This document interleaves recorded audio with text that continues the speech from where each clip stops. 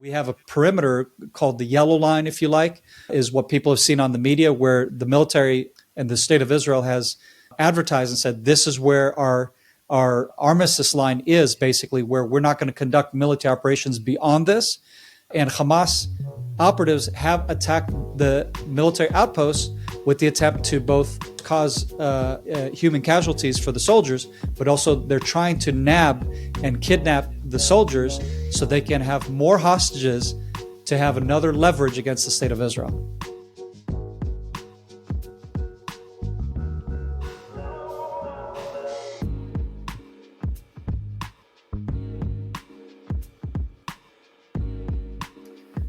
Hello, everyone. It's good to be back. And we've got a guest who's returning.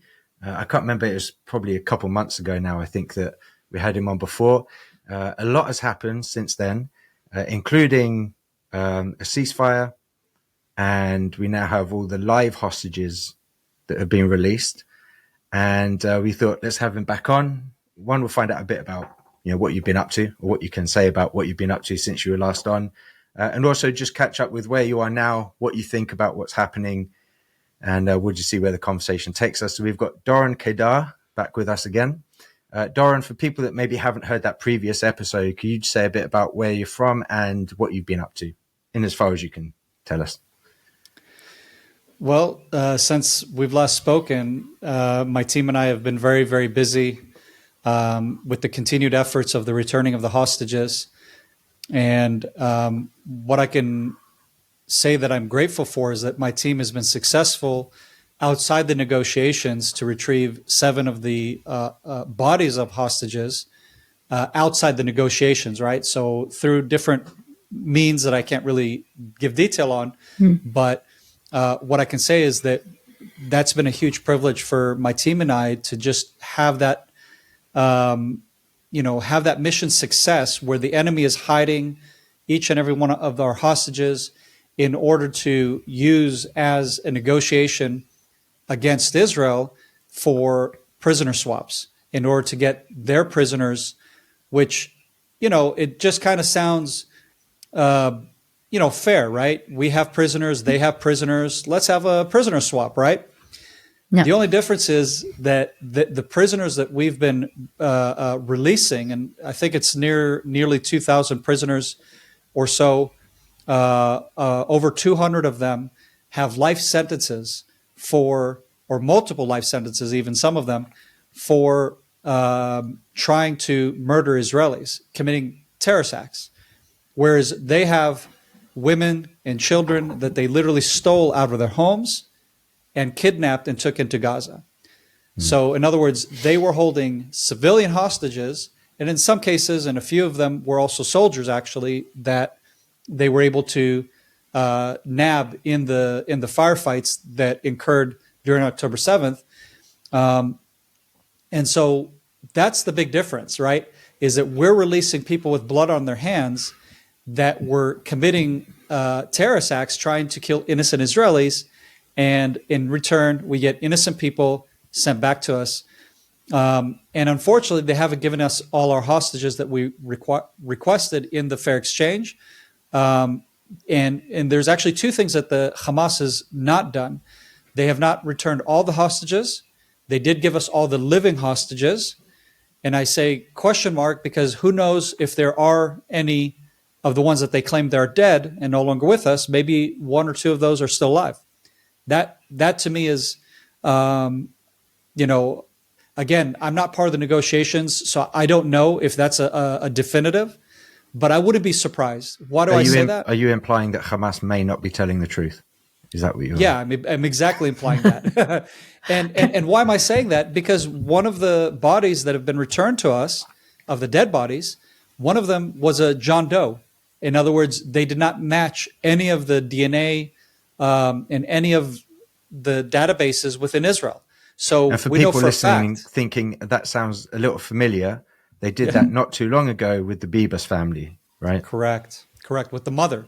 And to me, that was one of the biggest crimes against humanity, if you like, to discriminate against a mourning father who was held prisoner, by the way. So the Bibas father was held in prison or held in Hamas captivity. It wasn't a prison. It was in most of them are held in underground tunnel systems, deep in, where there's no sunlight, there are no restrooms, not proper ones. There are for the terrorists. There are watching over them. They have access to clean water, to restrooms, showers. They rotate, of course, whoever's doing guard duty. So they get a refresher, right? The prisoners that were held by Hamas were held deep into these dark, lightless, foodless. In some cases, they would have to live off of a date per day. I mean, that's one of the testimonies I've heard from the hostages. They would be grateful if they had a date, okay, a little date. Yeah, we're talking about the fruit from the tree, a small little piece of morsel, and maybe 100 grams of water a day. Not always clean water. And, they had to use bottles and all kinds of other, buckets or whatever for relieving themselves because they were treating them like animals.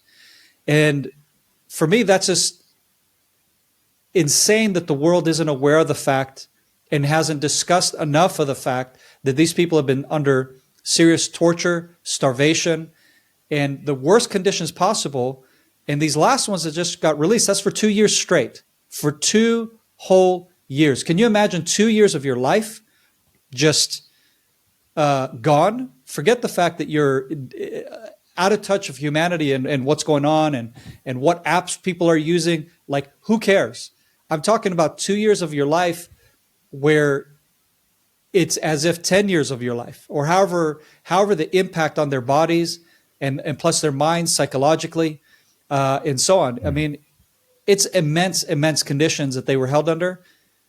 And that's why my team and other teams, our team is not the only one that have retrieved hostages outside the negotiations. We have other teams that have done the same.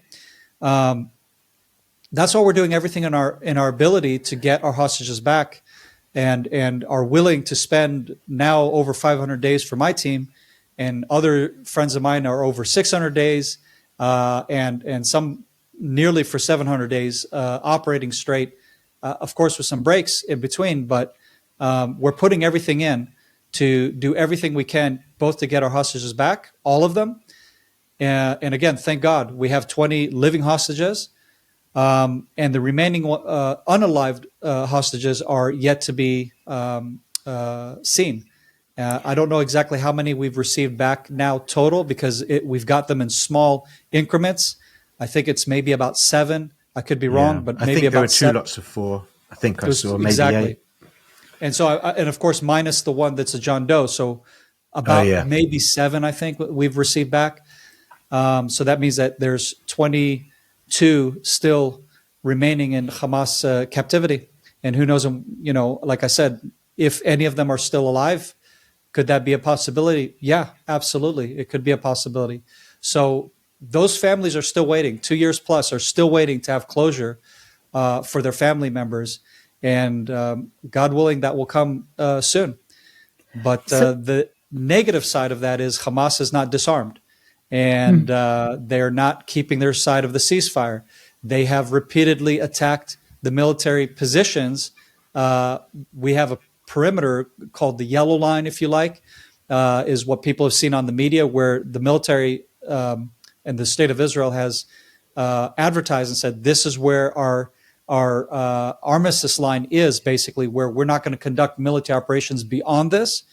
And Hamas operatives have attacked the military outposts with the attempt to both, of course, cause human casualties for the soldiers, but also they're trying to nab and kidnap the soldiers so they can have more hostages to have another leverage against the state of Israel.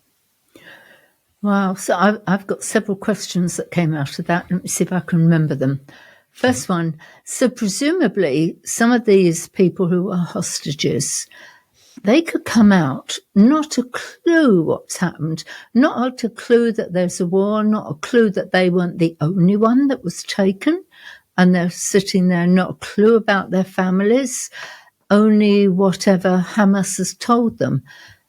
That must be a horrendous catch-up. And it's bad enough if you've been away from your family and you haven't had communication and life is carried on and you sit and you catch up. But this is like entering a whole new planet when they return. Well, and on top of that, not only that, they then will discover that basically the world turned against them after they were kidnapped. Exactly. Exactly. Can you imagine how devastating for them to find that out, that for 2 years straight, the world has been claiming people like me, the soldiers that are going, leaving our homes, leaving our families, our kids, to go fight to defend our country and to retrieve these hostages, that we're the war criminals, that we're the genocidal lunatics, when they know full well who's who here. Yeah, they know full well. And like you said, I know that one of the hostages for sure was held alone for the whole time. He's the boyfriend of Argemani, Noam Argemani, the young girl that was taken off on the motorcycle that has an Asian look, because her mother, I believe, was from Japan. And so her boyfriend was it Yonat? It's not Yonatan, but it's something else. Or his last name is Or, which actually is a beautiful name because it means the family name means light. So he was held by himself for the whole duration of that time. And one of the things I noticed when he was speaking to the media, or where he was being filmed, I mean, he says, "I'm so thankful for the reception that I received, because they drove him in a van through the streets of Israel, and he was in shock. You could tell he was in shock at the welcome, at the thousands, tens of thousands of Israelis on the streets welcoming the hostages back home, because literally that's what happened. We had people all the way from the desert, which is over an hour and a half drive from central Israel. So they have people all the way down there as they crossed in from the border from Gaza into Israel. You had a welcoming committee, if you like, just people, they just went to go receive the hostages and welcome them home. And then plus, wherever they were going to their homes, they had a huge welcoming from the community, from the people of Israel. And so you can imagine how do you process that when Hamas has been lying to you for 2 years straight, and if any information you get is from them, any food, any water, anything, any better conditions for sleeping, for resting, you name it. I mean, they were your masters for 2 years straight. And I know for a fact that they were not at all treating the hostages humane. I don't know of any of the hostages that were held in normal conditions. And that's quite unfortunate. Yeah, I mean, even just thinking about that couple with Noah and her boyfriend, like when they sit down and have a conversation about what happened, and then he says, "So what have you been doing since?" And she says, "I've been to the White House, to the US, to address the US Senate or whatever." Like wait, hang on, you end up from going from a Hamas tunnel to the White House. Like, how is this even, like, just the crazy mix of emotions as they process this whole situation together would be wild. We when we come, we may be meeting with one of them who have been hostage for 500 days. 500 or so days. And she just wanted to meet with our group because they know we've been backwards and forwards. Not all the group have. Because she doesn't know what everybody's thinking. She I've been gone for 500 days. I don't know what's happened. Don't know what people are thinking. Don't know what people are saying. I don't know what's going on. I don't even know if she's really been back to her kibbutz. And so she's like, she talked to the lady that lives in the kibbutz that takes us around and said, "Next time you have a group, can I come? I want to hear what's been said, hear some of the stories." And we said, "Look, she's more than welcome to come." But yeah, it's just so wild to think about each individual one. How are they going to process this whole situation? The video of the guy who came out and saw his dad, and I think in the time that he's been a hostage, his dad was in an accident, lost the ability to walk, can't speak. Yeah. So Yeah. presumably he was walking and speaking before he went in, comes out. Now his dad's changed, and just to see him stand out of the wheelchair, I think for the first time, to embrace his son, and like, God, I mean, the emotional disconnection. Exactly. I mean, I was thinking of that father as well, and I was hoping he would actually stay alive long enough to see his son. I believe one of the hostages' fathers did pass away while he was in captivity. I forget which one, but the one you're mentioning, you're right. The father had a stroke, and is now in. He can barely speak. He can barely communicate. He talks like a little child. I mean, I understand because makes of the noises. Hebrew. Yeah, but it sounds like a little child trying to make noises. Exactly, and it's just. Can you like you said? Can you imagine that you were gone? Your father was normal. You come back, and your father is now post a stroke, cannot walk, cannot speak, cannot show emotion like he did before. Say, I love you, son. I've been missing you, son. I've been, any of those things. Not to mention emotionally, if you pay close attention, emotionally, they're not there. Like you'll know if you pay attention, the whole family and friends are elated, and they're just kind of like emotionless to a certain degree, right? And that's after 2 years of like we're saying of just not knowing anything about anything except for what your captors are telling you. And now also to be fair, one of I've seen online this this claim that Israel is no better, that one of the prisoners that we returned them blind in both eyes, right? I'm going to look into that. I don't know the full story. I don't know what caused this guy's blindness in both eyes. It could have been any number of things. It could have been an accident while in prison from one of the inmates. It could have been anything. One thing I can tell you for a fact, and I'm pretty confident in this, because I actually spent a year plus in prison service, guarding the prisons, and I can tell you that the prisoners were held in the most extreme conditions of pampering. They got better food than us. They got the only thing that they had in less conditions, if you like, was their living quarters. Okay, they didn't have as decent of a living quarter, but that was about it.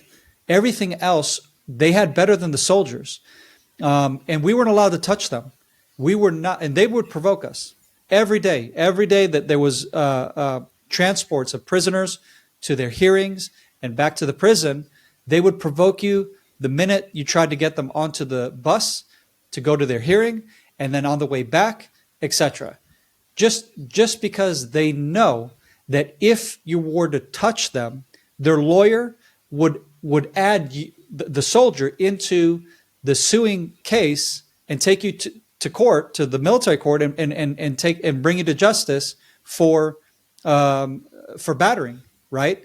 And there have been soldiers that have not been able to keep their cool, right? Because they're getting it gets very personal, and you can only imagine this guy is a terrorist and maybe killed someone in your community or someone, a friend or whatever, right?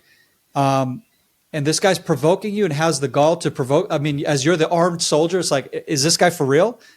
And they know they can get away with it, because I don't know of any time ever that someone in the prison services had ever raised their hands on the prisoners in such a way to where any of them got blinded. So that was in the year plus that I was there. What I do know is they were killing each other in prison. There can terrible. be underlying health issues as well, which can cause those kinds of things. So yeah, I don't know. Exactly. So again, when I see that, then okay, I don't know the full story, but I'm not going to say that. Okay, nothing bad happens. Is there a possibility that somebody lost it? Sure. Can I tell you from personal experience that that's the norm? No, because it's not the norm. And again, that's when the military was there, and the military has less of a restraint, if you like, or less of a organized prison service than the actual prison service, because then they took over finally. The prison service took over that prison. It's the Megiddo prison. For those who if you want to know specifics, it's the Megiddo prison. That was back in 2004. I was there to 2005, I believe it was, give or take, with my soldiers. I was a sergeant there. And that's the prison that Musa Hassan Yusuf, the Green Prince, sat in and had a change of heart from being a terrorist, because he saw the brutality not of the soldiers or the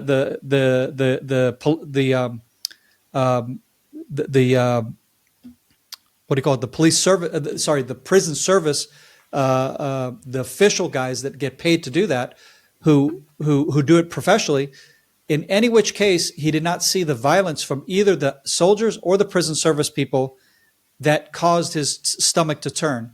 It was the violence from Hamas against Fatah, or the Al-Quds Brigade, or the whatever terrorist group killing each other, which I can confirm because one of the guys that was in the prison there, my soldiers and I saw his charred body.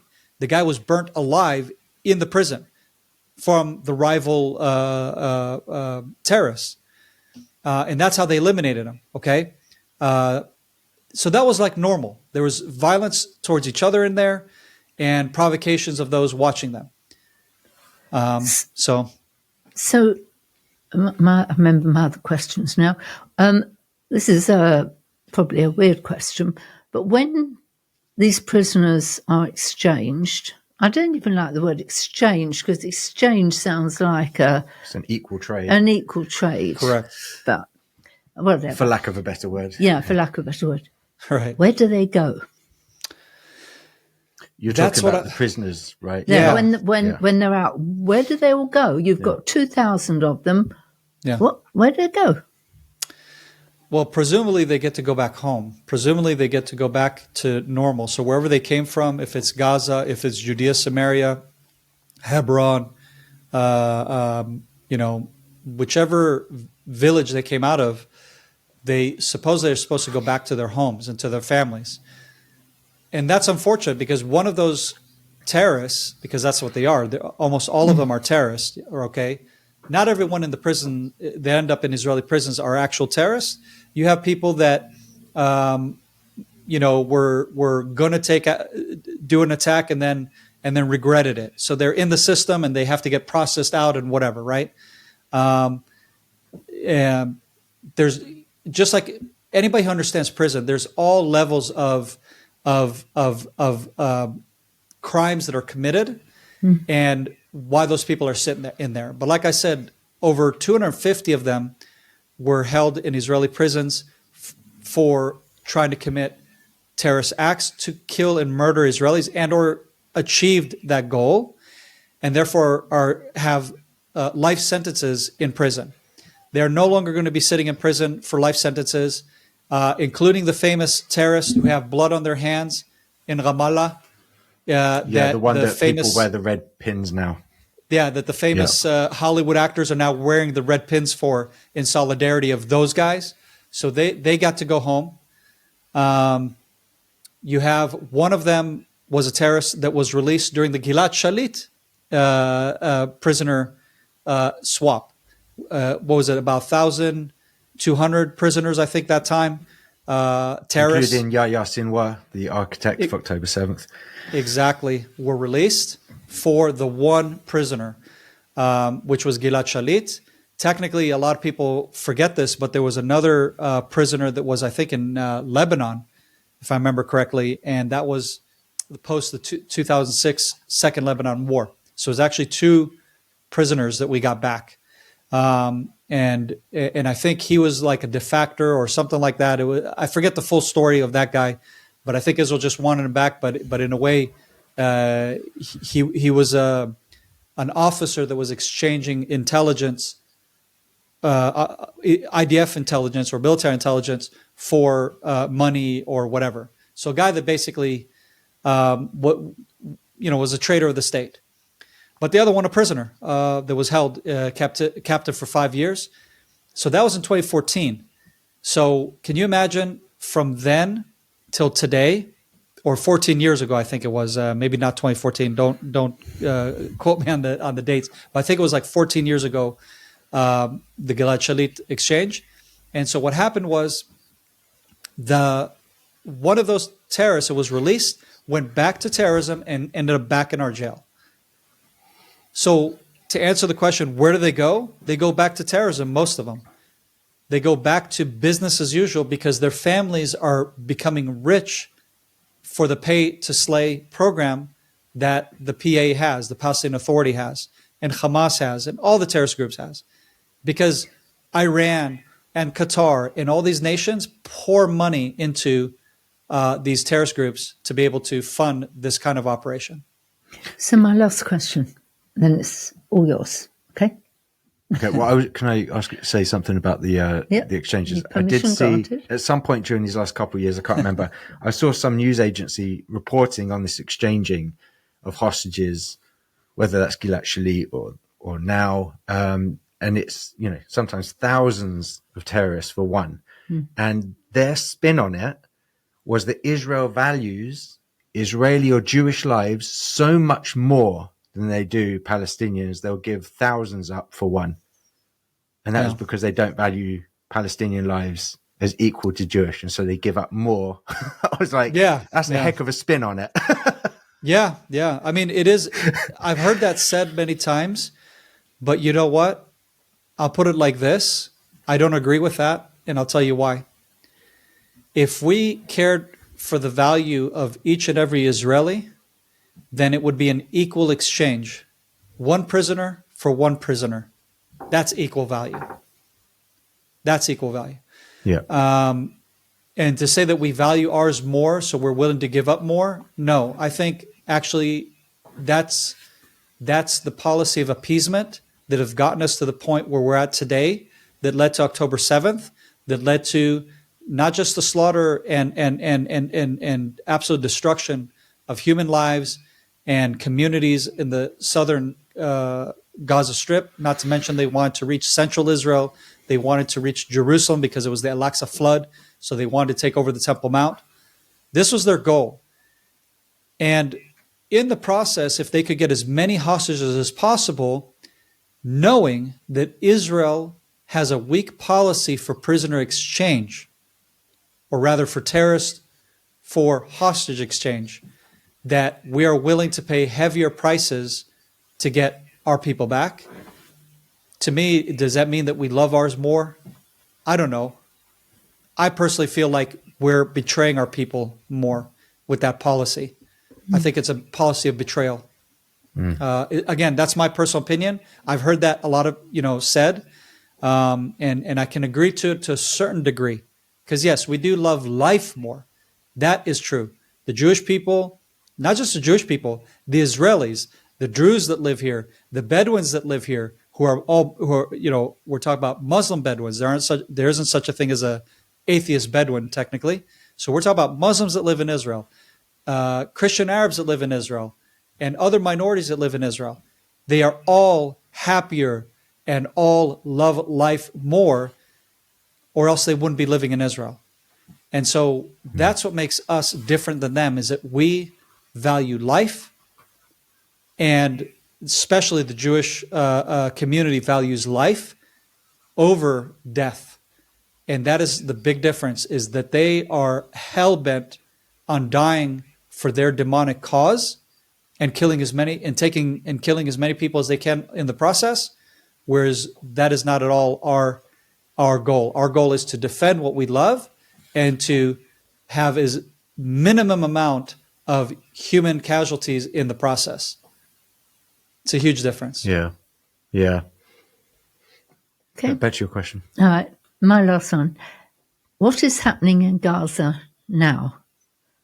Now that the IDF have withdrawn back to the yellow line and Gaza is left exposed, in my opinion, what is going on there? I mean, presumably now the IDF have pulled back some, there's peace, right? There's no more issues.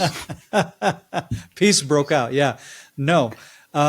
what's happened is, and this is very unfortunate, and I think this is also, I've seen not so much talk about this in mainstream media, is that ever since the IDF pulled out of Gaza, and now the Hamas know there's no one searching for you to eliminate you and to take you out if you surface, they have magically, appeared and now are brave to show their faces again and to put on their uniforms again, because throughout the whole war, I didn't see not one Hamas terrorist, and I've seen hundreds. I didn't see one Hamas terrorist in uniform. All of a sudden, they're wearing the uniforms, they're resurfacing, and back to business as usual, beating, torturing, and inflicting horrible pain, and also killing hundreds of Palestinians. I'm assuming it's at the hundreds. The numbers are much lower, is what's reported, but I would guess it would be over 100 people at least. And that's, again, just to show who's the boss, to show them that the IDF might have been scary, but we're worse, right? That's essentially the message they're trying to show. Do not give in to them. We're the ones who have the upper hand. We're the ones who have the control over you. We're the ones that can kill you. And unfortunately, a lot of people have paid with their lives for it. And it's not just normal Gazans. To be fair, they've also taken out their political opponents. They've taken out the different groups that are anti-Hamas, and have created their own militia groups to counter Hamas. So to be fair, they are going for them first and foremost, but they're doing it wide and large to anyone that doesn't look well in their eyes, so to speak. Anyone who is somewhat problematic, and they can make a public display of. And typically what they'll do if they don't kill them is they'll typically break their arms and their legs, throwing blocks on as one person's holding and stretching out their limbs so they can throw a block of cement on there, or using bats and just breaking them to pieces. And in some cases I've seen where they just broke a person to pieces to where they're probably going to die in their puddle of misery there, right? Because they can't walk and they can't even, all limbs are gone. So they're now at the mercy at anybody who might have mercy and try to bandage them up and feed them and everything, because you realize, like, without your arms and without your legs, you can literally do nothing. You're an invalid. And that's the kind of brutality that they are executing against Gazans. Yeah. The IDF has never done that I've ever seen. Not once. Not once have I ever seen any of that kind of brutality. And I tell you, we were pushed to our limits.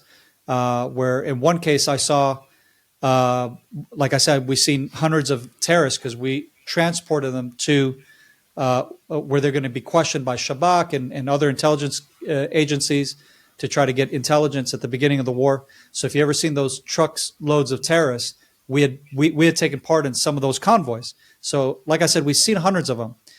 But one of the worst cases that I'd seen and witnessed personally, and that, again, it really provokes you as a warfighter, is a guy that you found out from the field intelligence guys that said, this guy is here and he's a legit terrorist because he was one of the guys that crossed over during October 7th, and he had raped a young Jewish girl, and he kept a lock of her hair in his pocket when they found him. And after some coaxing, he finally told them what the lock of hair belonged to. And you're staring at this demon. You're staring at this horrible, I wouldn't say human being almost, but I mean, he is a human being that committed this atrocity. And you're staring at him, and everything in you wants to, of course, beat into the guy. But we acted professionally, and we did due process and sent him on to get questioned, and then also to get processed by the legal system. And that's how Israelis do things. Does somebody lose it? Sure. But that's what you're up against psychologically. We're humans. We're not we're not robots, without emotion. And so I'm just sharing that as an example of the level of what you're facing, and to try to criticize the soldiers for beating someone or hurt someone, which I'm not saying is okay, but it wasn't unprovoked. It wasn't just because we enjoy beating people like Hamas do, because they literally take pleasure in it, and that's what I've seen, and it's grotesque. Yeah, I've seen a few clips since the IDF withdrew to the yellow line, where I think they put about 8 people on their knees, blindfolded, put bullets in the back of the head. Saw another one, a bit like what you just mentioned, a guy blindfolded again, sitting up against a wall because he doesn't know what's going on. He's blindfolded. Next thing you know, cinder block thrown on his leg, shattered, and then they just continue to slap him while he's writhing in pain. Another guy blindfolded, sitting on the floor, and he was kind of moving around. So one of them put his foot on his foot to pin it, and then shot him in the leg as they continued to then beat him after. I think you need to put a warning before this on the podcast. Maybe, but it's good for people to. We wouldn't show the footage. No. Yeah. These are things we've seen. It's good for people to know the realities of what it is that's going on there. What do Hamas actually do to their own people? Yeah. It's not like in Israel where they arrest them, you get a lawyer who gets to represent you. No, it's these guys decide what happens and they do it on the spot. You don't get to defend yourself in any way. Whether it's true or not that these people have done things to collaborate with Israel is irrelevant. They'll take you out anyway. Yeah. Well, and that's also, by the way, about the footage. That's also why many of us don't get to see it, is because it is grotesque, you know. But instead, you hear libel against the IDF.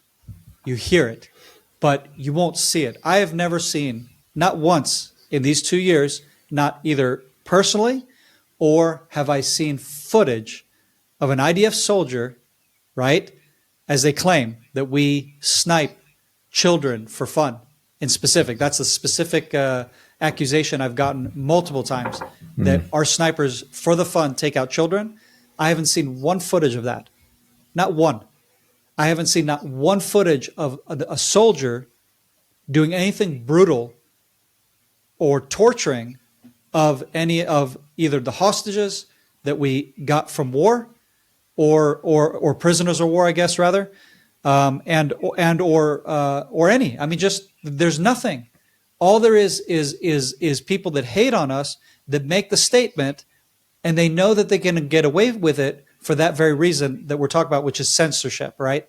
Because it works both ways. We can't share anything of what they do because of censorship, but then they can claim backwards and say, well, we don't share anything because of censorship, you know, and it's very convenient, right? Yeah. Because you have to take someone's word at what is really happening.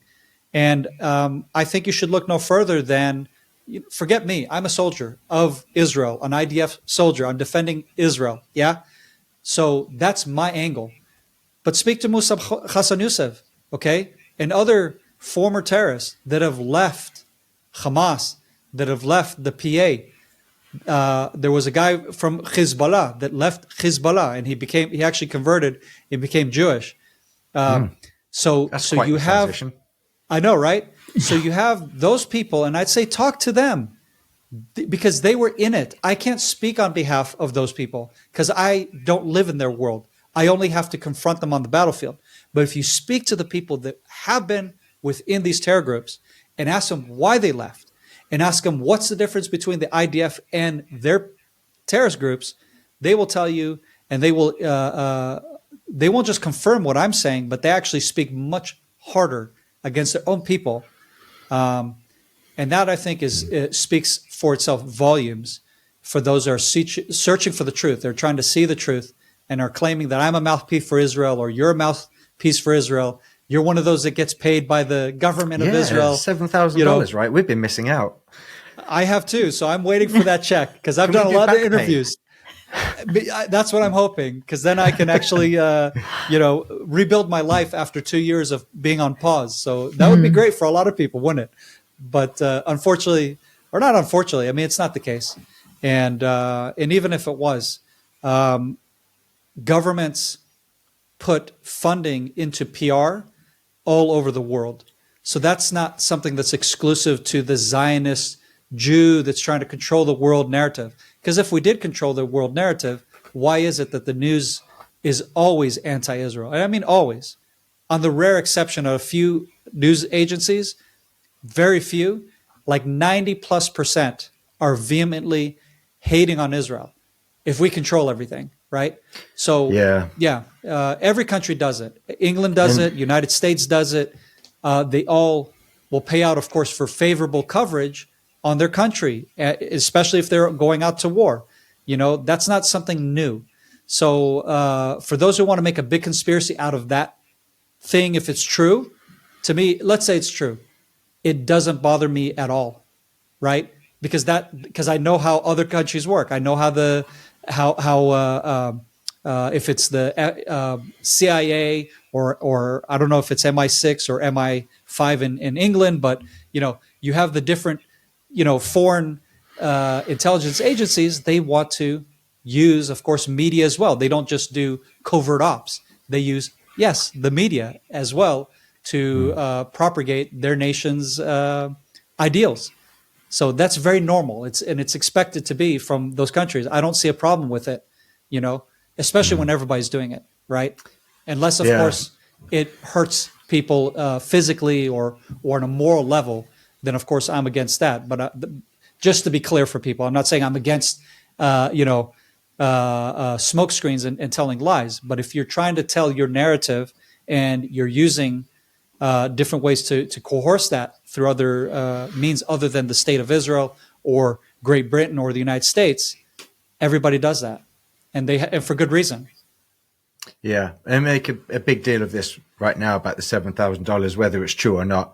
Seems it's not, but it's just a nice thing to be thrown around there to blame Israel or accuse Israel of, when you got places like Saudi Arabia that have basically taken over the education system in America. But don't worry about it; they're only raising your kids. Let's all worry about this make-believe $7,000 that people are getting paid. I guess, given that the live hostages, at least at this point, are back, and that obviously is fantastic. We're so happy for them, for the families, for the friends that now get to move forward in their process. So putting that on one side, how do you feel, generally speaking, and going into specifics is probably another podcast episode, but generally speaking about the peace deal, which is put in place, how do you, I don't know if other soldiers, maybe you've had a chance to talk to them about how they feel about it. Do you feel like this is, well, we've been fighting for 2 years, and this now undermines the work that we've been doing? Or is it more, we're glad about this deal and now we can get out of here? Like, what's the general feeling, or maybe just even for you personally?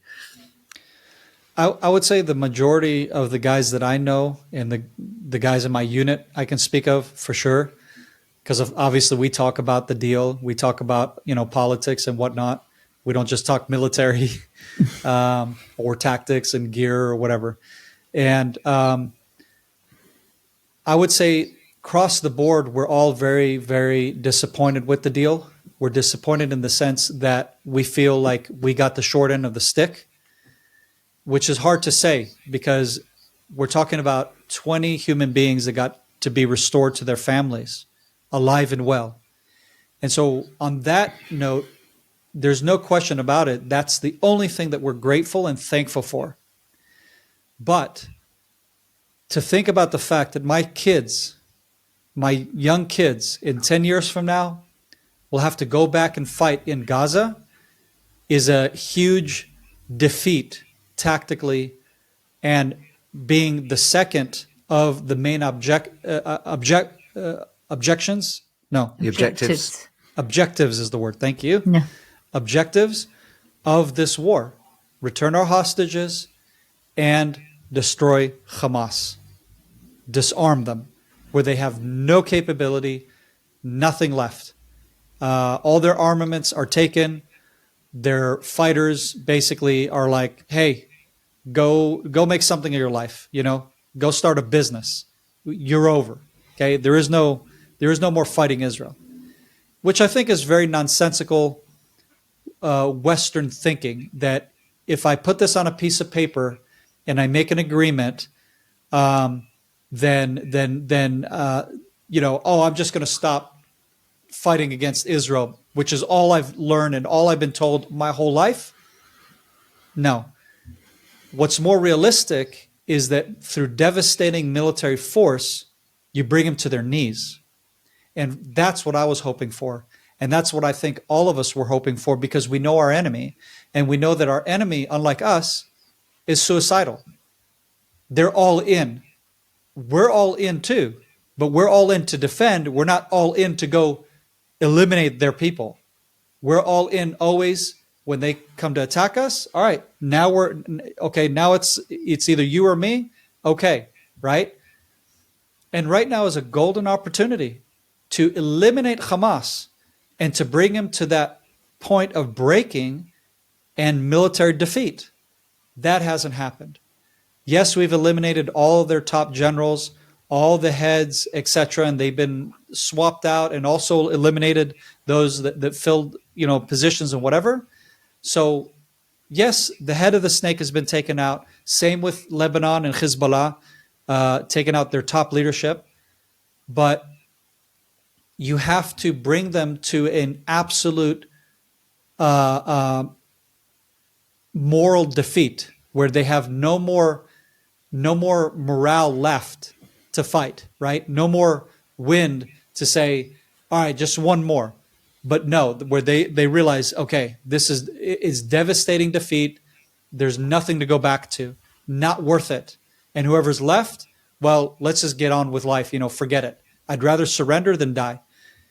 And that's what I would like to see, because I know, not because I take pleasure in killing people, and not because I take pleasure in the deaths of human lives, even of the enemy, but because I understand that is their worldview, and that for me and for the Palestinians, and that's also very important, for the Palestinians to be free from what we just discussed here earlier, from what Hamas does when they resurface, just for them to be free from that hell, you have to eliminate Hamas. It has to be eliminated, or else the Gazans will never have any hopes of freedom of any kind, however they choose to, relive their lives after this war. Israelis are going to relive our lives. We're going to rebuild. We're going to mourn the dead. We're going to remember the dead, but we will rebuild, and we will live our lives to the fullest. And the question is, what are they going to do? What are they going to do? And I think it's gutting to know that Israel pulled out and we're stuck with these monsters. So we either play to their tune or death. And that's what do you think that's going to produce then? Is that going to produce any safety and security for both Israelis and Palestinians living in Gaza? I don't think so. They get ripped off, and they get the shortest end of that stick. They get the shortest end of that stick. Like I said, we will continue our lives. We will continue to live it to our fullest, with all of the pressures and all the wars around. And that, to me, is the biggest loss for the Palestinians in Gaza. Yeah. Yeah, I know that. I was just reading through the 20-point plan the other day as we finish, and just point number 1, which here says Gaza will be a de-radicalized terror-free zone that does not pose a threat to its neighbors. I talked to people a bit about Gaza, and they were asked questions, and I'm like, this was before all of this. I mean, we're talking over the last couple of years. I said, you've got a radicalized community there that a whole education system has raised them to hate their neighbors. And they're like, they might say, can we have peace there? I'm like, you're talking about generational plan. I mean, this could take decades just for point number 1 to be a de-radicalized zone. So even before you get to the other 19, I'm like, point number 1 is going to be a long-term play here, if it's even possible. And that's how it's possible, is through military defeat. Yeah. For Hamas. And then you're right. And then that's just a starting point. That's just a starting point for those people. Because I forget where I saw this, but there was some article about how they're talking about psychology and the psychology of the people in Gaza, that because they're raised in that kind of reality, that the number of I don't know if you call it a sociopath or like what serial killers are. Mm-hmm. Yeah. Like whatever that is psychologically. In other words, the empathy and value for life is basically almost non-existent because that's what you were raised in. That psychologically, to get someone that has been raised and they're psychologically that damaged, like you were pointing out about education, they're so seriously damaged. How do we get those people to normalcy? I think it's probably impossible. Again, I'm not a psychologist, so that's not my expertise, but I can imagine that for most cases it's impossible. Where there's hope is for those future generations, that maybe 40 years down the line, that the children of the children who live in freedom, true, real freedom, and have real a real hope and a real future, and live in a real nation with real sovereignty and real, because they deserve that. They deserve self-determination, just like the Israelis do, right? But until you have that, the perpetuity of that cycle of damaged psychological beings is just going to keep going and going and going. And that's the only hope. And that's a very impossible without God, really. Because God would have to be the one that basically supernaturally heals both the spirit and the being of a person and the psyche of that person that has been seriously damaged by that culture that unfortunately they've been raised in. Absolutely. Doron, thank you so much. We really appreciate you coming back on. Yeah, like you said, we can only hope and pray that there'll be more Mossabs that we referred to earlier on, that somehow truth comes through and it radically changes them. And for people that don't know who he is, just go and look up Son of Hamas. His father was a founder of Hamas. He wrote a book called Son of Hamas. So I recommend people go read his story, check out his stuff. He's all over YouTube talking about the stuff. So Doron, thank you so much. We really appreciate it. Thank you, Doron. Thank you. Thank you for listening to this episode. Remember, if it inspired you, share it with others so we can see more people engaged in this community.